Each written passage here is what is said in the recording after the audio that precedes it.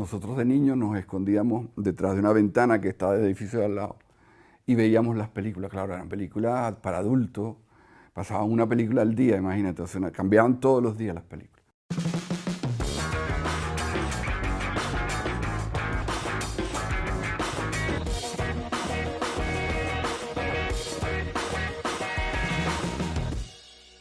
Bueno, es una historia muy bonita, cómo descubrí mi vocación para director de fotografía. Yo viví en un pequeñito pueblo costero de Venezuela, un pueblo tendría 1000 habitantes, una cosa así. Y en ese pueblo había un cine, al aire libre, porque además nunca llovía. Y ahí descubrí el proyeccionista. Entonces, hay una película que a mí me hizo llorar cuando la vi, que era Cinema Paradiso, porque es exactamente lo que me pasó. Un pequeño pueblo, conozco al proyeccionista, me pone a trabajar con él, o sea, lo ayudaba a rebobinar las bobinas que llegaban, y entonces yo me ocupaba de eso mientras él hacía la proyección. Igualito que el personaje de Cinema Paraíso, con un guardacamisa blanco porque hacía mucho calor, porque los proyectores de la época eran de, ¿cómo se llama?, de arco, y es súper caliente, además el pueblo era caliente, pues no llovía. Bueno, y ahí de alguna manera me entró como el gusanito del cine, de ver cine. Y luego me fui a la capital, y en la capital ya empecé a trabajar después de salir de bachillerato. Empecé a trabajar en una compañía de animación, se llamaba. Ellos eran especialistas en animación, pero hacíamos de todo. Y ahí aprendí un poco los principios del oficio, digamos. Bueno, después empecé, o sea, trabajé durante 2 o 3 años en esa compañía, donde aprendí todo la base del cine, pues, de cómo se hacía, con un director de fotografía muy interesante, muy bueno, que me enseñó muchas cosas. Sobre todo me enseñó una cosa muy importante, que era el respeto por el oficio. En esa época era el respeto por el oficio. Y luego empecé a hacer películas como asistente de cámara, ya largometrajes, pues, digamos. Ya me salí de esto y me empecé a hacer películas. En el año 89, más o menos, empecé a hacer publicidad, ya como director de fotografía. Fueron mis primeros pasos, pues, digamos. Y hice mi primera película como director de fotografía. O sea que a partir del 89 ya era director de fotografía. Antes de eso fui segundo operador. Tuve la suerte de hacer 2 películas en España. Una de ellas con José Luis Alcaine, que es un señor que admiro muchísimo. Y en Venezuela tuve la suerte de trabajar con Javier Aguirre Sarobe 2 veces. Además trabajé para los franceses.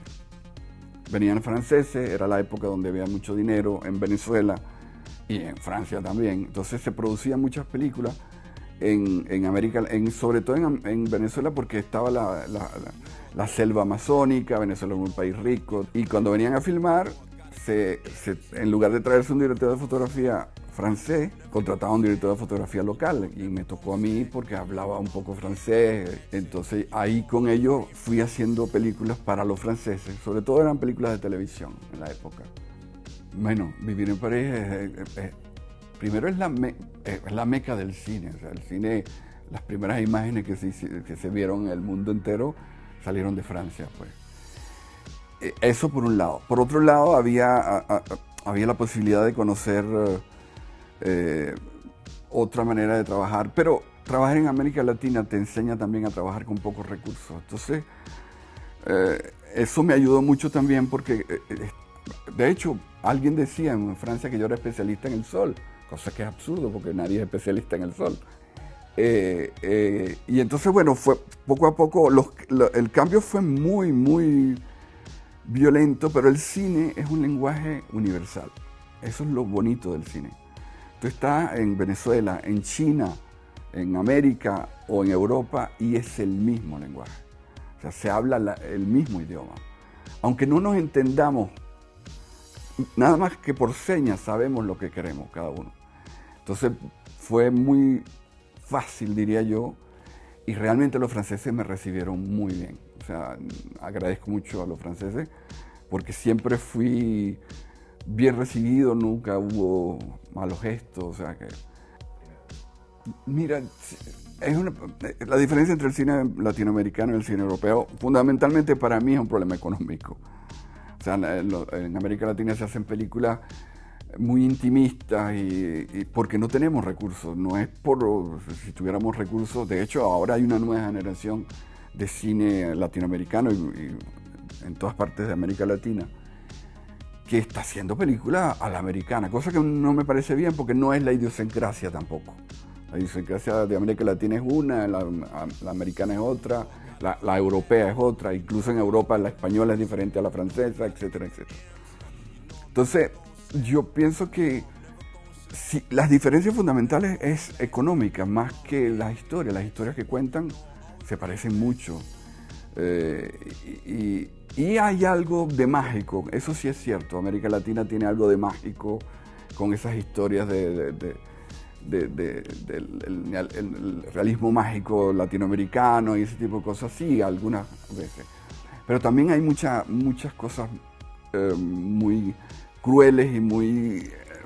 porque América Latina está llena de extremos, de violencias, de cosas que afortunadamente en Europa no ha llegado todavía y no espero que nunca llegue, pero que América Latina sí tiene. La violencia social es muy fuerte, entonces se cuentan historias sobre la violencia social, sobre cosas que aquí quizás no contemos porque no la vivimos, pues.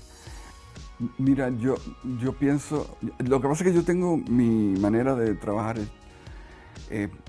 bueno, mía, pues digamos, es personal.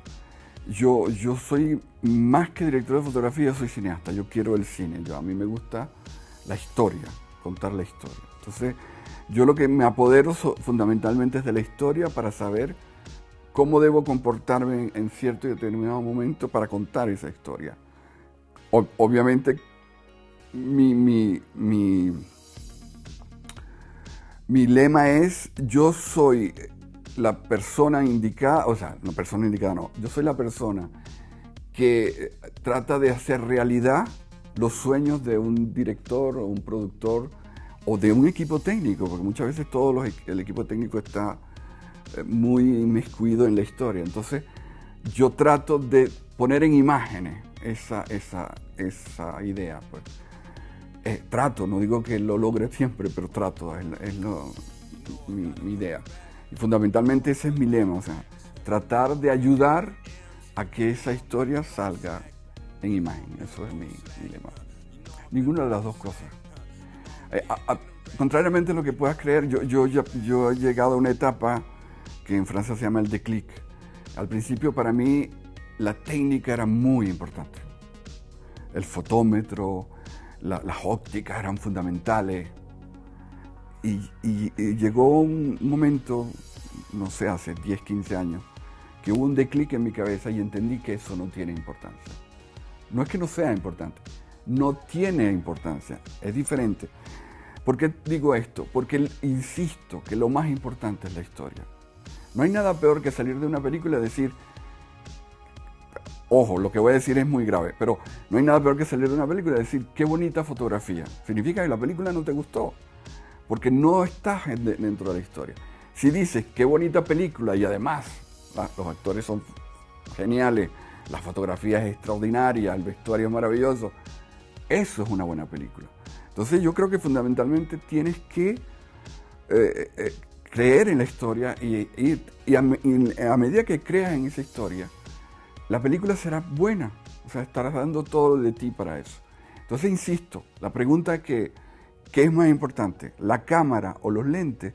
Yo creo que ninguna de las dos cosas. Tratar de venir a vivir en España. Si trabajo, mejor. Si no trabajo, no pasa nada.